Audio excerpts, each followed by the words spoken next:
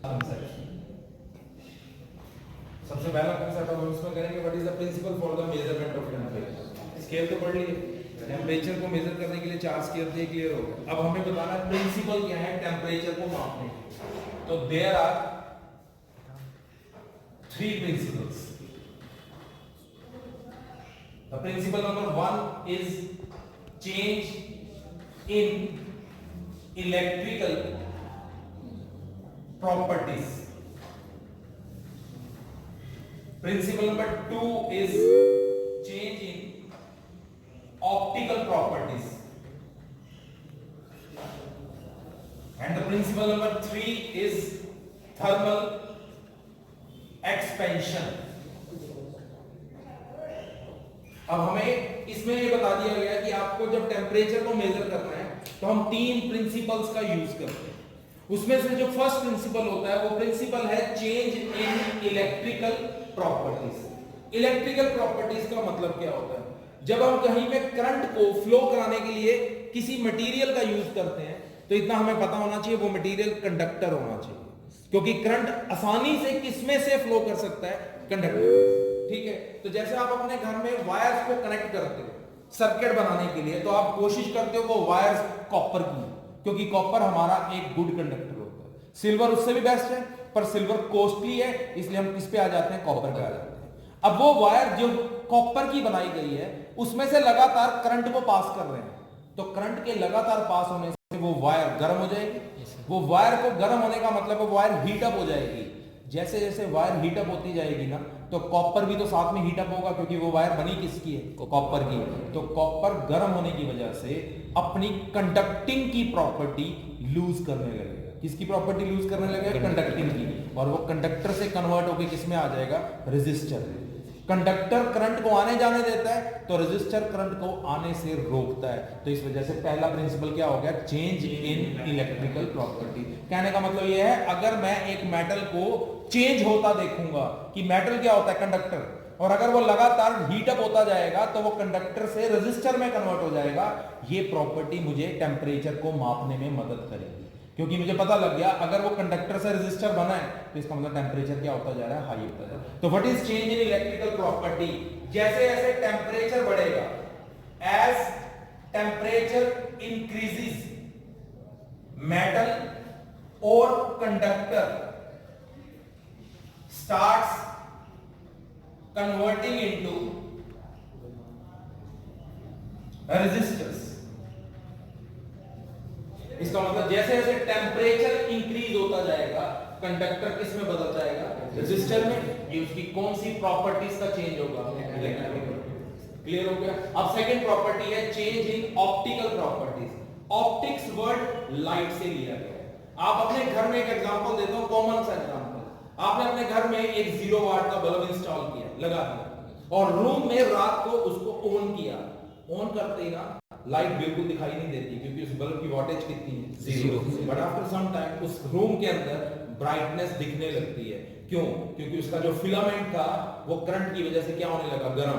Filament के गर्म होने से उसकी कलर्स में क्या आया? चेंज। पहले वो कैसे दिख रहा था? बिल्कुल डार्क, बट धीरे धीरे कलर्स इंक्रीज होने से, टेंपरेचर के इंक्रीज होने से कलर्स में चेंज आना शुरू हो गया। वो कलर्स का चेंज उसमें से ब्राइटनेस पैदा करने लगा। That change is called the change in optical.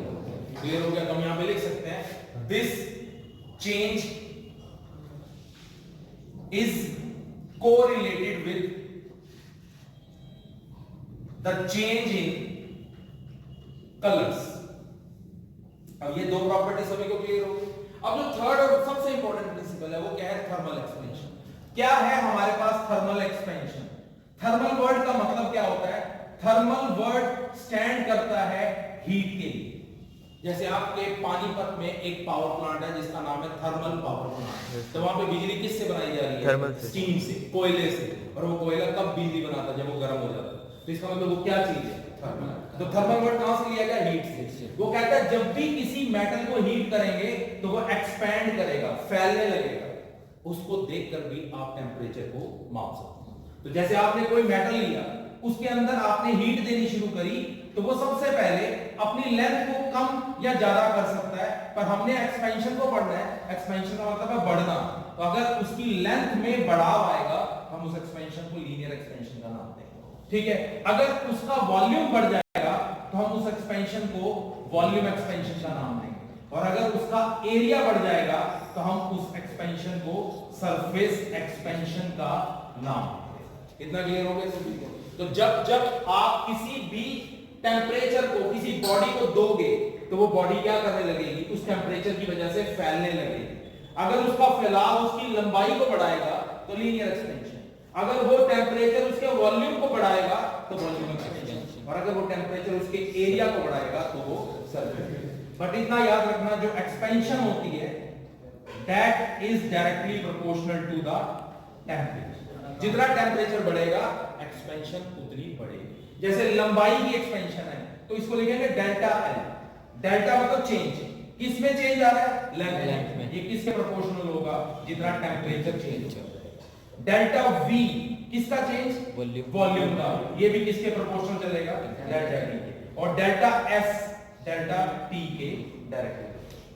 अब प्रिंसिपल्स क्लियर हो गए, क्लियर है ये कांसेप्ट। अब इसका नेक्स्ट कांसेप्ट वो कहता है what are thermal radiations.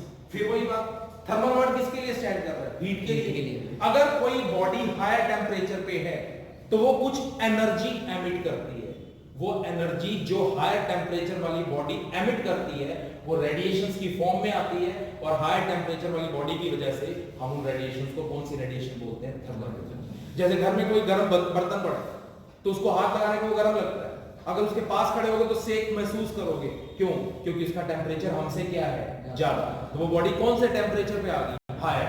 Higher temperature होने की वजह से वो क्या छोड़ेगी, एनर्जी, और वो एनर्जी किसकी फॉर्म में छोड़ेगी, रेडिएशन। तो हम इसका आंसर क्या देंगे, these are the radiations emitted.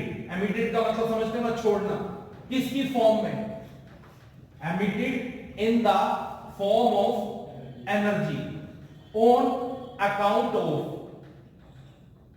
Higher temperature of a body. दोबारा रीड आउट करके देखो, व्हाट आर थर्मल रेडिएशंस, ऐसी रेडिएशंस जो एनर्जी के फॉर्म में निकलती हैं, छोड़ी जाती हैं, किसकी वजह से, जब एक बॉडी का टेम्परेचर क्या होता है, हायर होता है। ऐसी रेडिएशंस को हम कौन सी रेडिएशन बोलते हैं, आर कॉल्ड थर्मल रेडिएशन। अब इनकी प्रॉपर्टीज लिखनी है, याद रखना रेडिएशंस का दूसरा नाम वेव्स होता है। कौन होता है, वेव्स। और सबसे बड़ी वेव कौन सी है, लाइट।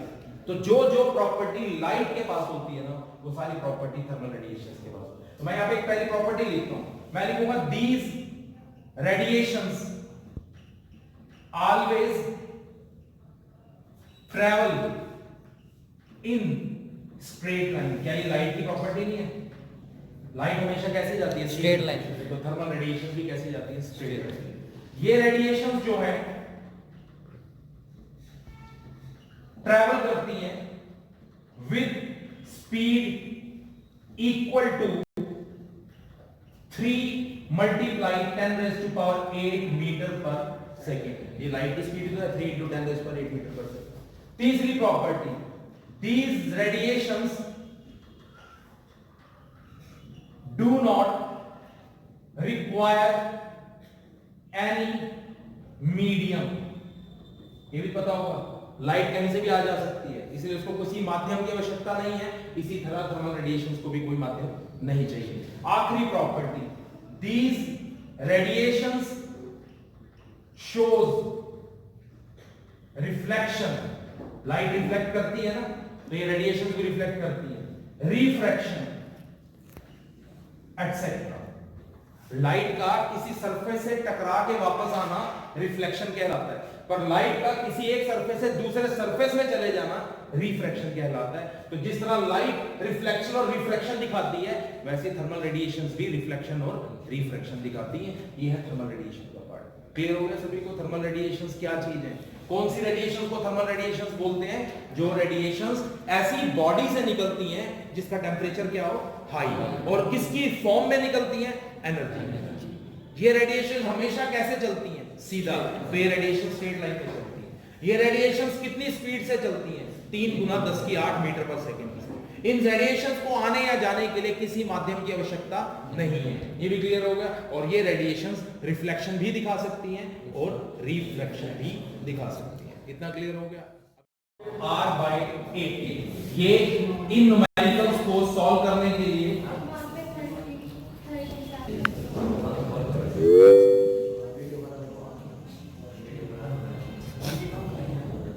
ये फॉर्मूला यूज हो गया। यस ठीक है। अब first numerical, find the temperature on Celsius scale if temperature on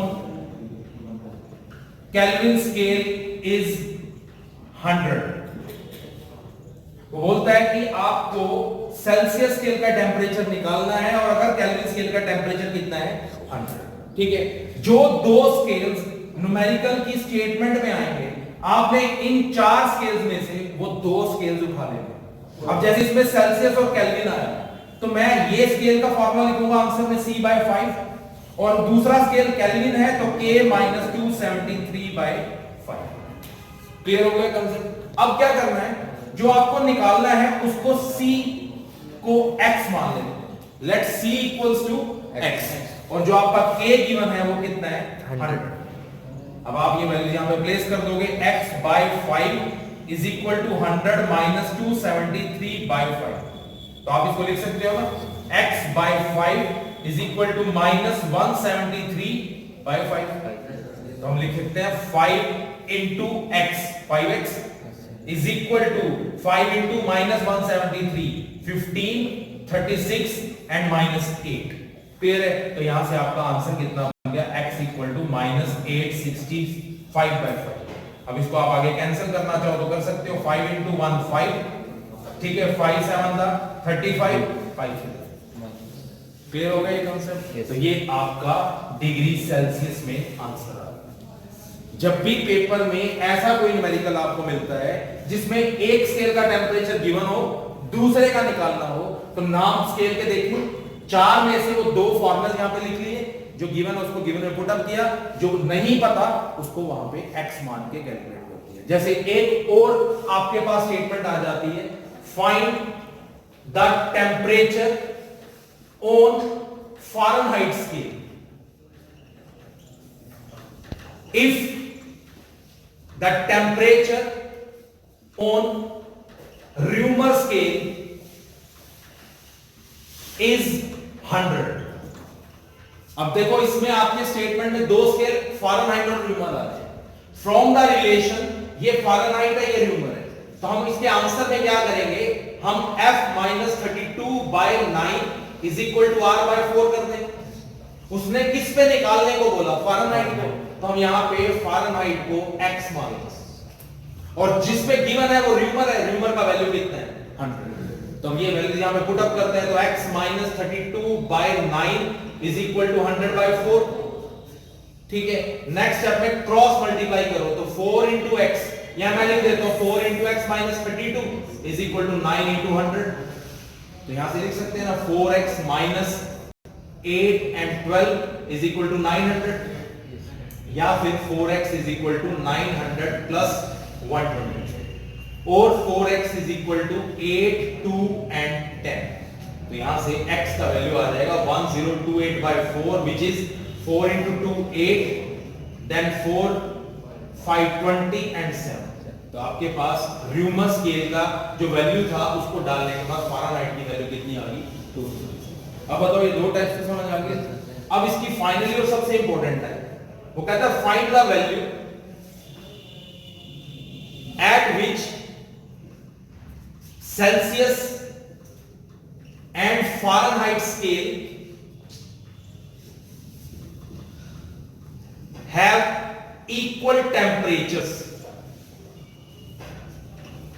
क्या पूछा उसने, एक ऐसी वैल्यू निकालो जहां पे सेल्सियस स्केल का और फ़ारेनहाइट स्केल का टेम्परेचर बराबर है। अब मेरे को दो स्केल जो मिले वो सेल्सियस और फ़ारेनहाइट है, तो रिलेशन में से सेल्सियस के लिए C/5 इक्वल टू फ़ारेनहाइट के लिए f - 32/9। अब ना तो मुझे C का वैल्यू दिया ना ही मुझे एफ का वैल्यू, बट इतना तो कहते हैं ना दोनों का टेम्परेचर क्या है, इक्वल। तो मैं यहाँ पे मैथमेटिकली सी को भी एक्स मान लेता हूँ और इक्वल होने की वजह से एफ को भी क्या मान लेता हूँ, एक्स। तो मैं यहाँ पे वैल्यू डालूं तो x by 5 is equal to x minus 32 by 9 हो गया। इसको क्रॉस करें तो 9x is equal to 5x minus 32 आ गया, या फिर 9x is equal to 5x minus 160 हो जाएगा। ठीक है, अगले स्टेप में 9x minus 5x is equal to minus 160, या फिर 4x is equal to minus 160, x is equal to minus 160 by 4 which is minus 40 degree. इसका मतलब ये वो वैल्यू है जिस पे सेल्सियस और फारेनहाइट आपस में क्या रहेंगे, इक्वल। अब मैं चेक भी कर सकता हूं c की वैल्यू कितनी आ गई, x था ना c, यस सर। तो x का वैल्यू कितना है, माइनस 40। मेरे पास फॉर्मूला क्या है, c by 5, तो मैं लिख सकता हूं ना माइनस 40 बटे 5, ये माइनस 8 आ गया। ऐसे ही फारेनहाइट के लिए मेरे पास वैल्यू क्या है, f माइनस 32 बाय 9, f भी तो x था और x का वैल्यू अभी कितना है, माइनस 40। ये कितना आ गया, माइनस 40 माइनस 32 बटे 9, ये माइनस 72 बाय 9 आ गया। तो ये भी कितना आ गया, माइनस, तो minus 8 equal to minus, verify हो गया। ये है आप